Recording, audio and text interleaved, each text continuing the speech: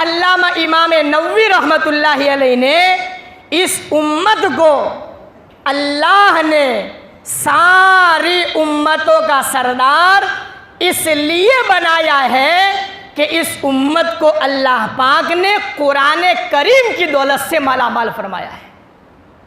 قرآن کی برکت سے ایسی عظیم الشان کتاب جو اللہ نے کسی کو عطا نہ فرمائی، ہمارے نبی کے صدقے میں اللہ نے اس امت کو عطا فرمائی. ہم نے قرآن سمجھا نہیں، قرآن کریم کو ہم نے سیکھا نہیں. ان ھذا القرآن یہدی للتی ہی اقوم. قرآن اللہ کا وہ کلام ہے تجھے سیدھا راستہ بتانے والی، جنت تک پہنچانے والی، اللہ سے ملاقات کروانے والی بہترین کتاب اللہ نے تجھے عطا فرمائی. ان ھذا القرآن یہدی للتی ہی اقوم.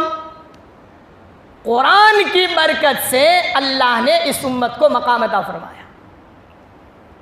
آج ہم نے اس قرآن کریم کو چھوڑ دیا. تراویح میں سنا سو سن لیا، رمضان میں پکڑا سو پکڑ لیا، جو ہی رمضان گیا کہاں قرآن کریم کو تاکچوں میں رکھ دیا. مسجد میں پہلے آتے تھے، قرآن پڑھتے تھے، ظہر سے لے کے عصر تک قرآن کی رمضان میں تلاوت کرتے تھے. ذرا سینے پہ ہاتھ رکھے اپنے دل سے ذرا سچ بولیے گا، رمضان جانے کے بعد سے آج تک ان 22-24 دن میں ہم نے قرآن کریم کے ساتھ کیا معاملہ کر کے رکھا ہوا ہے؟ نہیں پڑھتے قرآن رمضان سے رمضان. حالانکہ اس دور میں سب سے بڑا خوش نصیب ہے وہ آدمی جس نے قرآن کریم کو کھلا رکھا ہے. حالات سے بچنا ہے، پریشانیوں سے بچنا ہے، دنیا میں کامیاب ہونا ہے، باعزت بننا ہے، روزیوں میں برکتیں لانا ہے، اللہ رب العزت کے نظروں میں مقام بنانا ہے، اور اپنے دل میں چین و سکون پیدا کرنا ہے.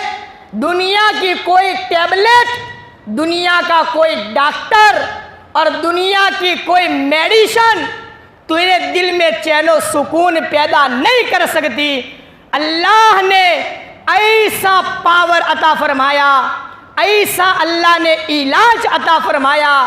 خالص رمضان کے لیے نہیں، زندگی کے ہر پل قرآن کو اپنے سینے سے لگانے والا بن جا.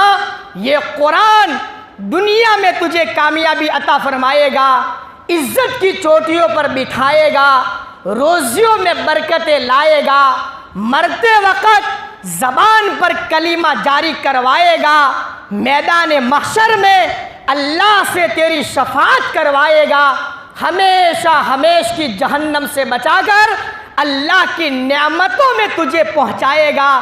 یہ قرآن اللہ نے اس امت کو وہ نعمت سے مالا مال فرمایا. آج تو ہمارا حال کیا ہے؟ قرآن عمل کرنے کی کتاب تھی، دعا کی کتاب بنا دیا. دعا کرو مجھے. گھر کا اوپننگ ہے، قرآن پڑھ لیا، اچھی بات ہے، پڑھنا چاہیے. دکان کا اوپننگ ہے، قرآن کھول کر پڑھ لیا، اچھی بات ہے. خالص کس لیے نہیں اترا قرآن؟ عمل کرنے کی کتاب ہے، دعا کی کتاب بنا دیا. سیکھنے کے لیے اللہ نے اتارا تھا، خالص پڑھنے کی کتاب بنا دیا. پڑھ رہے جانتے ہیں بھائی الحمد شریف کا ترجمہ کیا ہے، مطلب کیا ہے؟ روزانہ علم تر سے والناس تک 10 سورتیں پڑھتا ہے. ذرا تو اس کا مطالعہ کر، کسی کے پاس جا کر سیکھ لیا کر، تیری نماز میں اللہ خشوع اور خضوع پیدا فرما دے گا. کوئی نہیں جانتا. بہت سارے لوگوں کو بسم اللہ کا مطلب پتہ نہیں. 786 کا کیوں لکھا ہے بھائی کہ یہ بسم اللہ ہے؟ مول صاحب کیا دنیا کو پاگل بنا کر کے رکھا ہے. اسی نمبر کو لینے کے لیے اور اسی نمبر کو چوائس کرنے کے لیے لاکھوں روپے خرچ، کچھ بھی پتہ نہیں ہے. مدینہ منورہ کے اندر میں جا کر کے دیکھو، جہاں جوتے رکھتے ہیں نا وہاں 786 کا بھی نمبر لکھا ہوا نظر آئے گا. اگر یہ بسم اللہ ہوتا تو مدینہ منورہ کے اندر میں جوتے رکھنے کی جگہ پر 786 کا نمبر کبھی نہ دیا جاتا. کیا الو بنا کر کے رکھا ہے.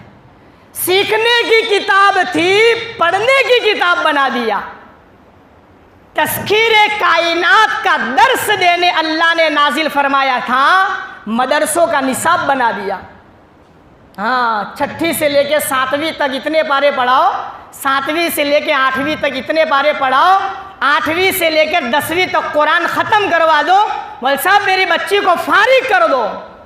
تذکیر کائنات کے لیے اللہ نے اتارا تھا اور ہم نے مدرسوں کا نصاب بنا دیا. زندوں کا دستور تھا، مردوں کا منشور بنا دیا. زندہ ہے کوئی نہیں پڑھتا. ارے مرنے والے نے کبھی قرآن ہاتھ میں نہیں پکڑا، اب مر گیا تو ہر کوئی قرآن لے کر بیٹھا ہے، پڑھ رہے ہیں. زندوں کے لیے اللہ نے اتارا تھا، مردوں کا منشور بنا دیا. ہائے مسلمان تو نے کیا کر دیا. اتنی عظیم قرآن جس میں اللہ رب العزت نے حکم دیا اقیم الصلاۃ، نماز قائم کر لیا کر، نماز ادا کر لیا کر. نماز پڑھ. ہماری نمازوں کا حال جمعہ میں ماشاءاللہ رمضان میں نظر نہیں پہنچتی تھی، مجمع نظر آتا تھا. رمضان کے بعد دیکھو نماز کھڑی ہونے کے ٹائم پہ آ رہے، اہمیت ختم ہو گئی. ہماری غلطیوں پر ذرا نظر ڈالو. حکومت خراب ہے، فلانی سرکار خراب ہے، جج بے انصافی کر رہا ہے، وکیل جھوٹ بول رہا ہے. یہ انگلیاں کرنے کے بجائے اپنے کردار پر انگلی اٹھاؤ. اے مسلمان، جس نبی نے تجھے جس سطح پر چھوڑا تھا تو نے اس سطح کو بھلا کر جانوروں جیسی زندگی کو گزارنا شروع کر دیا. اللہ نے تخت شاہی پر کن لوگوں کو بٹھا دیا. انگلی وہاں مت کر، انگلی اپنے کردار پر کیا کر، تجھے ہر قدم پر اپنی غلطی کا احساس ہوگا. نماز دن میں کھانا 3 مرتبہ کھاتے ہیں اور نماز ہفتے میں 1 مرتبہ پڑھنے کے لیے آتے ہیں. کوئی قدر نہیں. اذان ہو رہی ہے باتیں کر رہے ہیں، اذان ہو رہی ہے مسجد کے پڑوس سے گزرا نماز نہیں پڑھتا. اللہ نے قرآن میں فرمایا زکوٰۃ دے. زکوٰۃ کا کیا عالم ہے. بہت سارے لوگ دیتے ہی نہیں، ڈائریکٹ دیتے ہیں بس. حالانکہ گھن گھن کر کے زکوٰۃ دو گے تو ادا ہوگی، اٹکل دینے سے زکوٰۃ ادا نہیں ہوتی ہے. بہت سارے لوگوں کو پتہ ہی نہیں چلتا ویسے زکوٰۃ میرے پر واجب ہے کہ نہیں ہے وہ بھی پتہ نہیں. کوئی پوچھنے بھی نہیں آتا، چھوٹے باپ کے بن جاتے ہیں. پوچھنے جاؤں گا تو صاحب کیا کہیں گے، اتنا بوڑھا ہو گیا اور ابھی اس کو اتنا بھی پتہ نہیں ہے. ارے شرم کی بات ہے.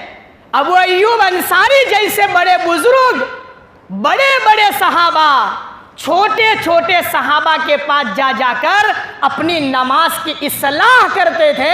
بھائی میں رکوع کرتا ہوں، ذرا دیکھ میری نماز کا رکوع صحیح ہے یا غلط ہے. ہمیں تو شرم آتی ہے، پوچھتے بھی نہیں ہے. کیا پوچھنے کے لیے آتے ہیں؟ مول صاحب حافظ صاحب نے تراویح پڑھائی ہے، ان کو ہدیہ دینا جائز ہے. 200 روپئے دینے ہیں، اب فتویٰ پوچھنے کے لیے آیا ہے.